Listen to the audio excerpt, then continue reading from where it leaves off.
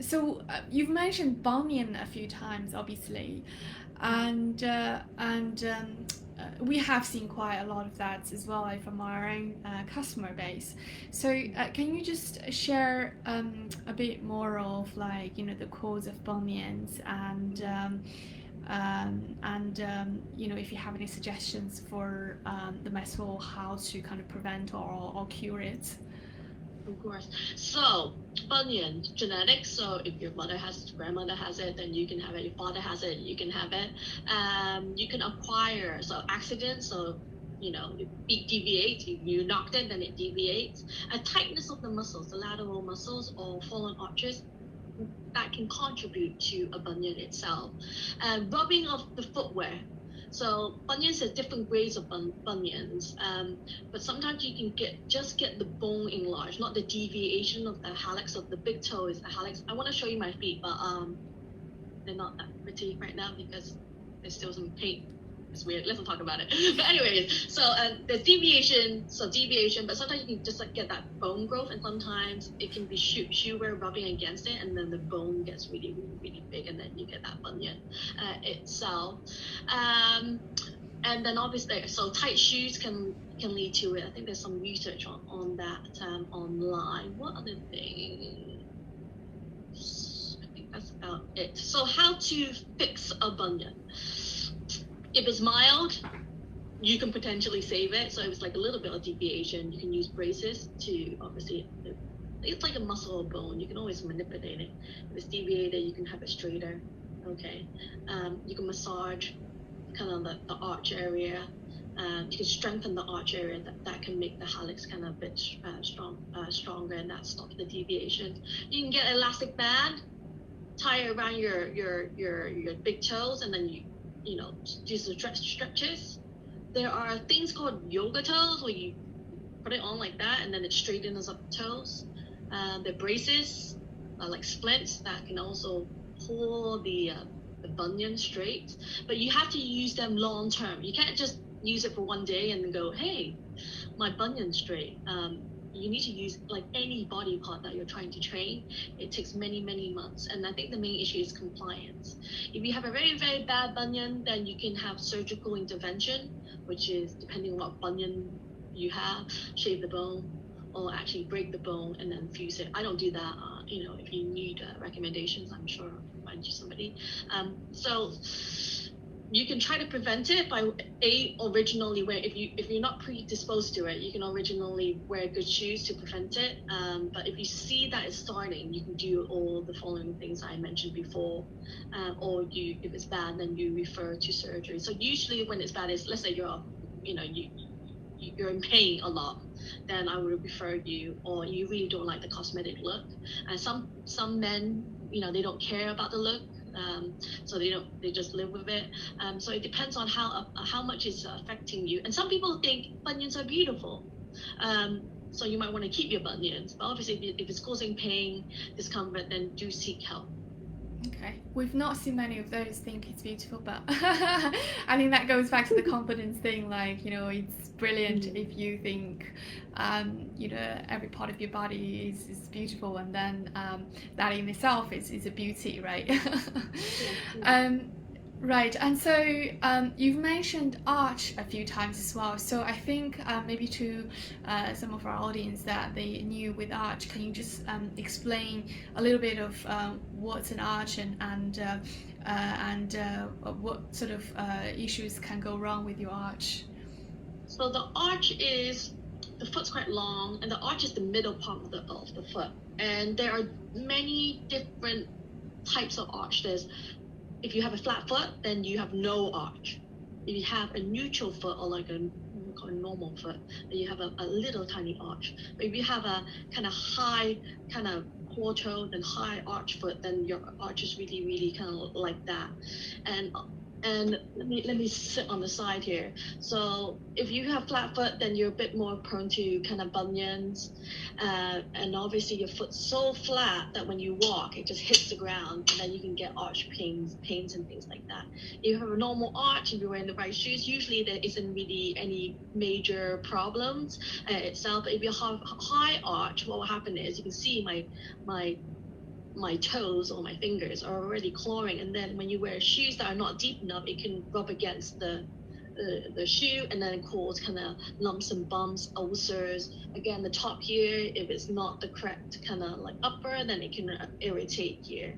So the arch is very, very important. It also helps you adapt onto the floor. So if your arch is so in gait, your arch goes through many different phases, and so to push you forward, to step forward, your arch needs to be not just kind of like arched. But if once your foot is on the ground, actually the arch needs to collapse to adapt onto the floor. So the arch is actually a very, very important component of walking and standing and adapting and everything like that. Yeah. Okay, that's interesting. So if you are interested and have like sort of arch related queries, we do actually have options for our arch shoes to be made with arch support built in, so you don't have to put extra things inside your shoe, which could completely mess up the fit of the shoes. And so based on the measurements, and depends on how high or low that your arch is, and so we actually raise up the shoes in the arch area to just give you a little bit more support as you walk. Excellent. Okay, so the next questions we have here is, do you have any suggestions to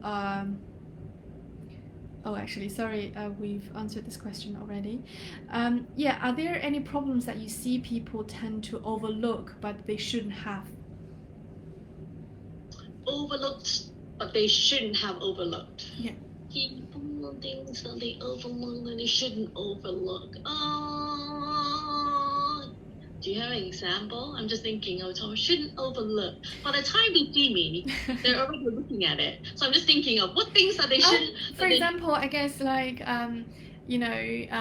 blisters and pains, and people felt like it's normal day to day that process when they break into a pair of shoes, and some of these kind of day to day problems could go horribly wrong if they don't look after it, Yeah. So obviously blisters are a very common thing, like you said, when you wear new shoes, and majority of people don't have any issues.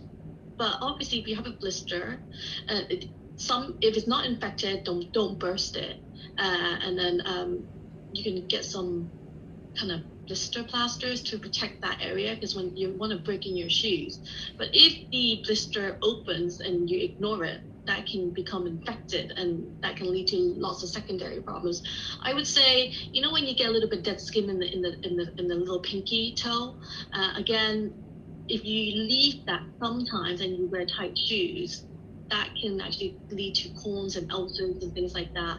So maybe if you feel like you have a bit of callus on your toe, just file it down a little bit, not too much, just so that the hard skin can reduce.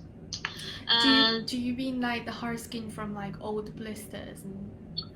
You can have hard skin from old blisters, but they usually, by the time it dries, it would come off anyways. But like things like corns, but it doesn't develop. So things like corns doesn't develop over time. It usually happens with like on the top of the toe, sometimes on the bottom, but usually you get a little bit of hard skin. And then over time, as you leave it, it builds up, and then it leads to a corn because it's compact of keratin. So I would say if you have a bit of hard skin or dead skin, try to file that down to prevent it turning into a corn, because a corn, you definitely need to see a podiatrist. You could use corn plasters, but they're dangerous. I've seen many infections with corn plasters. I would say maybe nail problems, ingrown toenails. If you feel like your shoes are too tight and they're not fitted properly, and you feel like, ooh, that nail is not right. I think I have a lot of patients who's gone out and then they want a really tight pair of shoes, and maybe they're a bit drunk too, and then the next day they find that their nails are bruised, and then they leave it, and then the next couple of months the nail turns green, becomes infected, or becomes fungus. So I would say try to maybe treat those things earlier rather than later, because obviously it can over time lead to quite a lot of complications and things like that. Yeah, what does a bruised nail look like? Is it just a bit of like sort of blood stain underneath? Yeah, so depends on what stage it is. So if it's early stage, then it's like bright red, Oh, wow. sometimes bluey color. Then the later stage is like kind of a darker red, and then the late stage is like dark purple red. Right. And what will happen is the nail will grow out. As the nail grows out, the blood stain will also push upwards too, Mhm. and that's when you know you have trauma. Unlike an infection, like a fungal infection, it usually stays or moves down. But the color is very, very important when you have a bruised toenail. Wow. And so it doesn't just grow out itself, and then the infection could potentially stay inside. So sometimes if you have a bruised nail and let's say the nail doesn't grow and then you keep on knocking it, then you can actually fluid can trap underneath, and that can lead to an infection and quite a lot of pain. So one of my friends who ran at the London Marathon had that, and that's on my YouTube actually. I popped it. She tried to like live with it, and then it didn't really go away, so I had to pop it, and the liquid came out, Oh, and I no. think I prevented an infection. And then obviously because the nail is a weak, when you knock it, the nail is a weak structure, and if there's an opening between the nail plate and the nail bed, then obviously bacteria can get in, and that can lead to infections, fungal infections, potentially bacterial infections, and things like that too. Right. Okay. Was it an accident from that person who ran a marathon? But presumably it wasn't caused by bad footwear. Supposedly they're all wearing kind of trainers to run a Yeah, marathon. So, so I think what happens is when you run a marathon, your foot swells, and you never really train yourself in that pair of shoes for 20 something miles. To be honest, you do what, couple of miles here, couple of miles there, and then obviously running for 4 or 5 hours, maybe as the foot expanded, it led to a bit of obviously not enough space, and then that led to trauma, and obviously repetitive micro trauma to the nail plate because the toe is going like that while you're running, and then that could lead to kind of subfungal, call it subfungal hematoma, or blood underneath the nail. Sometimes it's also swelling and blood in the nail bed too, so not just the nail plate, because soft tissue underneath can get irritated and inflamed and bloody too. wow, that's very interesting. I didn't know that wearing trainers could have such problems as well. Yeah, wow, okay. We really do need to take care of our feet. Yeah.